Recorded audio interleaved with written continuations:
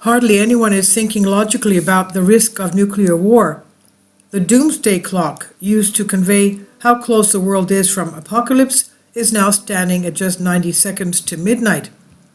Caitlin Johnson reports, the Bulletin of the Atomic Scientist has moved its symbolic doomsday clock to 90 seconds to midnight, the closest it has ever been set since its founding after the Second World War. Chief among the reasons for doing so is the increasingly dangerous war in Ukraine. A statement authored by the Bulletin's editor John Mecklin is as biased against Russia as any mainstream Western punditry today and makes no mention of the U.S. empire's role in provoking, prolonging, benefiting from this conflict, yet it still provides a fairly reasonable appraisal of the magnitude of the threat we're staring down the barrel of at this point in history. This year, the Science and Security Board of the Bulletin of Atomic Scientists moved the hands of the doomsday clock forward, largely, though not exclusively, because of the mounting dangers of the war in Ukraine.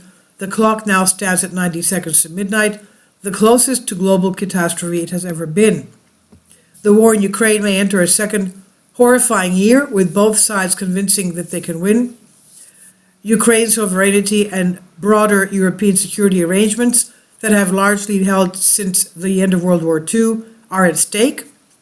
Also, Russia's war in Ukraine has raised profound questions about how states interact, eroding norms of international conduct that underpin successful responses to a variety of global risks. And worst of all, Russia's thinly veiled threats to use nuclear weapons remind the world that escalation of the conflict by accident, intention, or miscalculation is a terrible risk. The possibility that the conflict could spin out of anyone's control remains high. Mecklin encourages dialogue between Russia, Ukraine, and NATO powers in order to de-escalate tensions in this time of unprecedented global danger, he says. He quotes UN Secretary General Antonio Guterres, who warned last August that the world has entered a time of nuclear danger not seen since the height of the Cold War. We came a hair's breadth from nuclear annihilation during the chaotic and unpredictable brinkmanship at the height of the last Cold War, and in fact had numerous close calls that could have easily wound up going another way. As former Secretary of State Dina Ashton put it, humanity survived the Cuban Missile Crisis by plain dumb luck, quote unquote. There's no logical basis for the belief that we'll get lucky again. Believing nuclear war won't happen because it didn't happen last time is a type of fallacious reasoning known as normalcy bias. It's as rational as believing Russian roulette is safe because a man handing you the pistol did not blow his head off when he pulled the trigger. But that's the kind of sloppy thinking you'll run into when you try to discuss this subject in public. I'm always encountering arguments that there is no risk of nuclear war because we've gone all this time without disaster.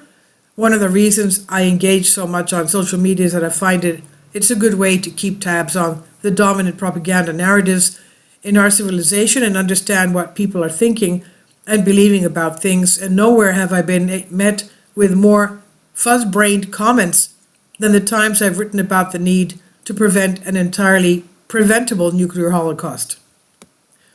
The most common response I get is something along the lines of, well, if there is a nuclear war, it will be Putin's fault. As though whose fault it is matters to us while we're watching the world end, along with the related, well, Russia shouldn't have invaded then, and well, Russia should stop threatening to use nukes then. People generally don't seem to understand that in the event of a full-scale nuclear war, it will really be the end of everyone. They still kind of imagine everyone still being there and shaking their fists at Russia afterwards, and themselves sitting there feeling self-righteous and vindicated for correctly saying what a bad man Vladimir Putin is. They don't understand that there will be no pundits discussing the nuclear Armageddon on Fox and MSNBC, arguing about whose fault it was and which political party is to blame. They don't get that there won't be any war crimes tribunals in the radioactive ashes as the biosphere starves to death in nuclear winter. They don't understand that once the nukes start flying, nobody's shoulds or shouldn'ts about it will matter at all, and neither will your political opinions about Putin. All that will matter is that it happened and that it can't be taken back. Another common response when I talk about looming threat of nuclear war is, oh, so you just don't care about Ukrainians and you just want them all to die. The other day, some lady responded to a Twitter thread I made about the need to avoid nuclear Armageddon by saying that I must love things that are terrible. People sincerely believe that it's a valid response to discuss about the need to prevent the single worst thing that could possibly happen from happening. It really does not seem to occur to them that they are not actually engaging the subject at hand in any real way. Slightly more perceptive interlocutors will argue that if we back down to tyrants just because they have nuclear weapons, then everyone will try to get nukes and those who have them will become more belligerent, which will end up making nuclear war more likely in the long run. This response is a straw man fallacy because it misrepresents the argument as just back down rather than a call to engage in diplomacy and dialogue to de-escalate and begin sincerely negotiating towards détente, none of which is happening to any meaningful extent in this conflict. More importantly, it pretends that Russia is just invading its neighbor out of the blue instead of well-documented reality that it's in fact responding to provocations by the U.S. empire. The U.S. has a moral obligation to de-escalate a conflict it knowingly provoked to advance its own interests, especially when that conflict could kill everyone in the world. The whole we can't just back down to bullies like Putin line of argumentation is further invalidated by the fact that it's one thing to draw a line in the sand that must never be crossed, even if in the face of Armageddon, but it's quite another to say that that line should be over something as small as who governs Crimea.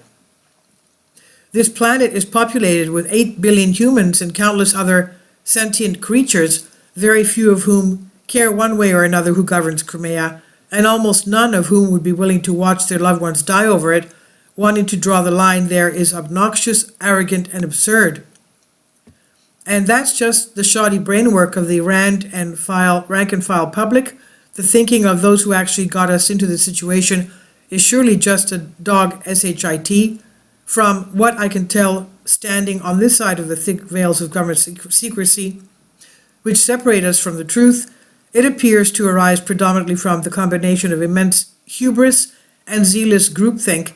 Hubris to think that they can control all possible outcomes in the game of brinkmanship with so many small, unpredictable moving parts, and zealous groupthink in mindlessly adhering to the imperial doctrine of the U.S. unipolar planetary hegemony must be secured at all costs. They're playing games with the life of every creature on this planet, and anyone who thinks that's smart or wise should be as far from such decisions as possible. The logical faceplants I'm describing here seem to arise partly from the fact that our civilization is completely inundated with empire propaganda about this conflict, and partly from the fact that people just have not thought terribly hard about nuclear war and what it could mean. The latter is probably because the prospect of everyone dying horrifically is such a huge, heavy, uncomfortable subject to sit down and deeply grapple with to the extent that it demands. For most people, it's just this vague, blurry mass in the periphery of their awareness because they've been doing all these weird mental gymnastics to squirm and compartmentalize away from this thing rather than facing it.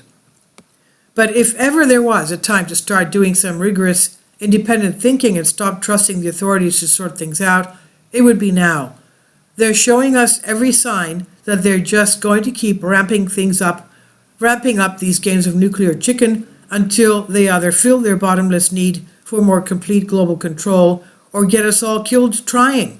People need to start waking up and what's going on and start making things uncomfortable for the people who are driving our world towards total destruction. It does not need to be this way. Peace talks are possible. Diplomacy, de-escalation, and détente are possible. Anyone who says otherwise is lying. We need to start building some public pressure to end this madness, because if the mushroom clouds ever show up, there is no one person alive who in that moment will believe that it was worth it. and this is on Collective Spark by Caitlin Johnson, guest writer. Please leave your comments, and thank you for your support. Kindly support my Patreon account. The daily posts are 5 videos daily, and they are totally different from what I have on my YouTube channel. Thank you so much for your support and that you find all my content so interesting. You'll find the Patreon account details in the description box.